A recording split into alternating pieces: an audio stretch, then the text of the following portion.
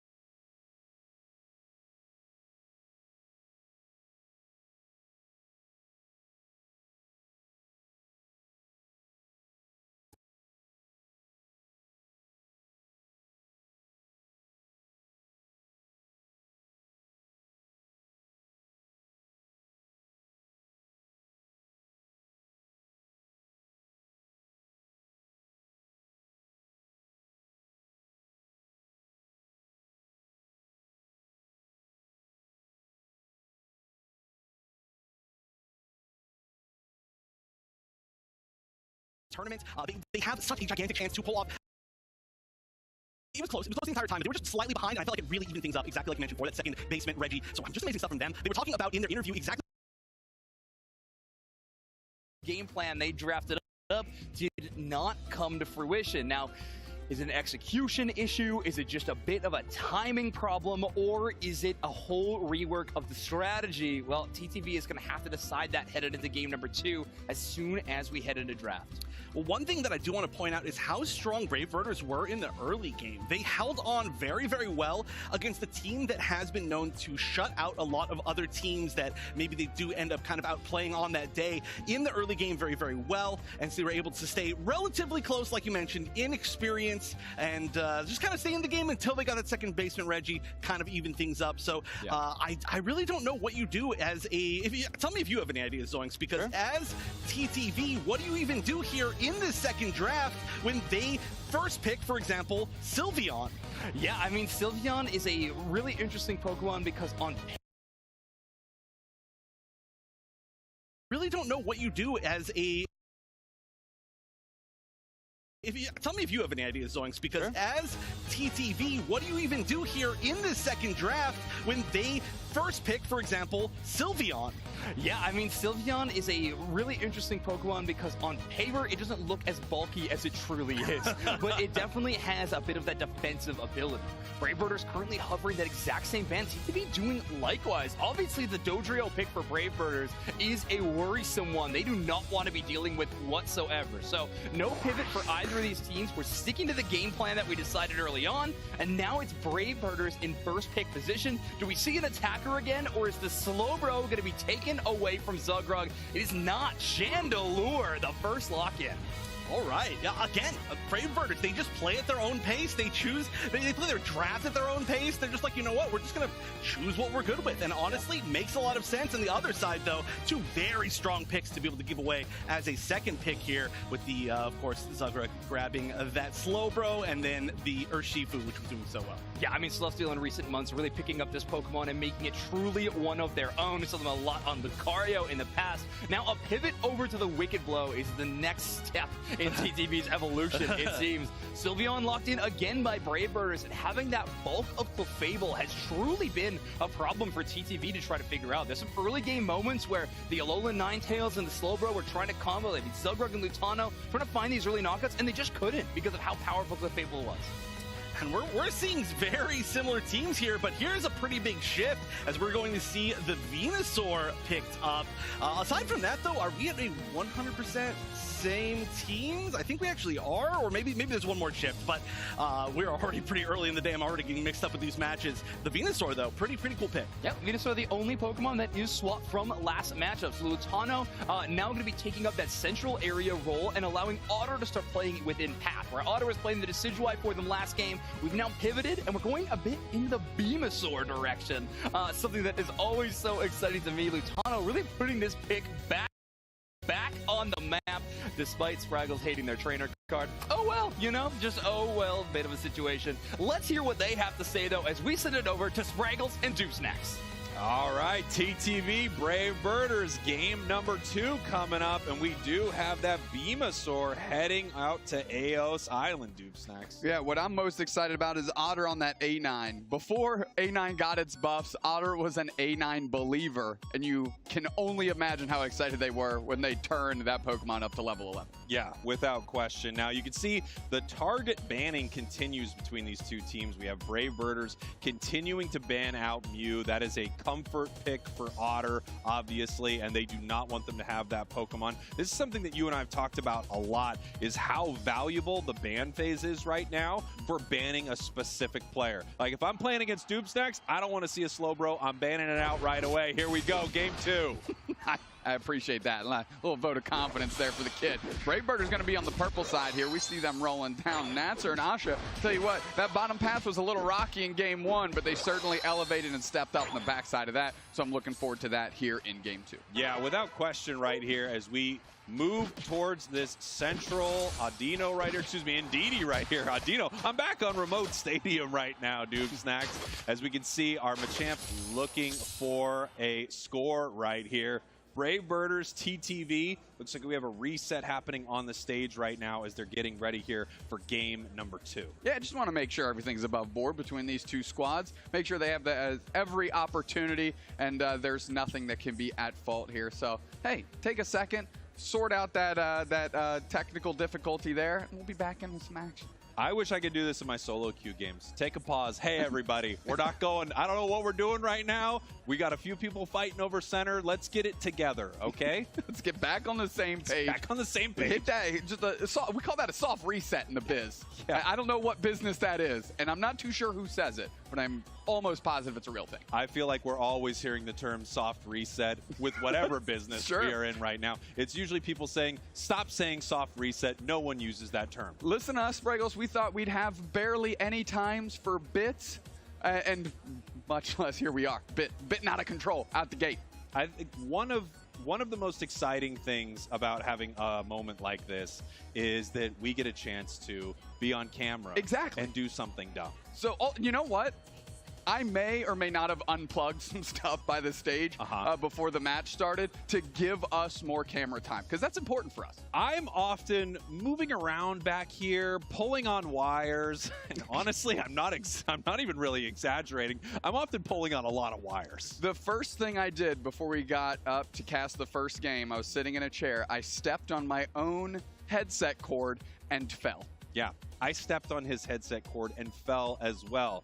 It's a little bit of a slapstick comedy back here. Which is great because no one saw it. No one sees it. So all right, let's talk about what these players are playing for right now, because there is a lot of money on the line, Dupsnax. Yeah, tons. First place, $20,000. Nothing to scoff at there. Of course, going right down the list, tons of money on the line. You have a team like Brave Birders that made it here, so every round win for them is just climbing that prize pool ladder. And of course, everyone else wants to keep them from doing that. Yeah, and Brave Birders, you know, the important thing to remember about what's happening today, obviously every rung you climb, every time you get a victory and move on in your bracket, not only do you get more money, but a team like Brave Birders can still win their way to the World Championships in Yokohama, Japan if they win today. This is the last chance qualifier for so many teams, and Brave Birders is eyeing that top spot. Yeah, as you can see, we have the current CP standings for NA. Brave Birders not on there, so they need to ride the wave and take that dream, and they've got a good start here, starting 1-0.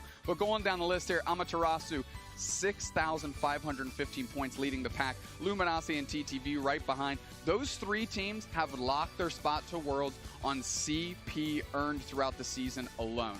We're just looking to lock in that 4th spot this weekend. There we go. We got the TTV fans in the crowd. Obviously a fan favorite team. I don't think you can think of a team that has more dedicated fans, more love behind them than TTV. As we take a look at our audience here at NAIC, I think I see Curly Q back there held up. Yeah, just on the stick, you know, there to hang out.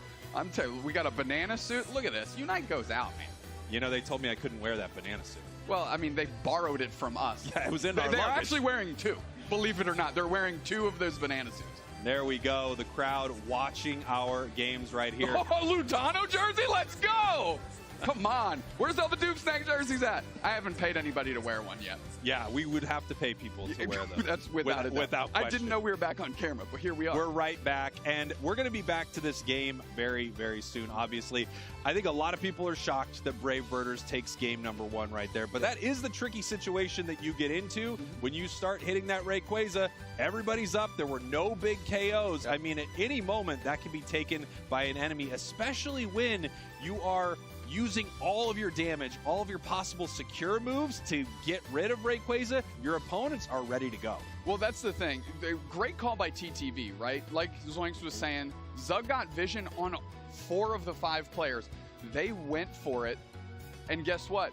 They pivoted. Kalantang was there, shelling in damage, and they were able to convert, get it done, give just enough space for Asha to get in there and take that thing for Brave Birders. Yeah, we actually have some teams qualified from other regions that we're going to check in on right now. Let's take a look at OC, who had an incredible regional finals. Absolute banana land.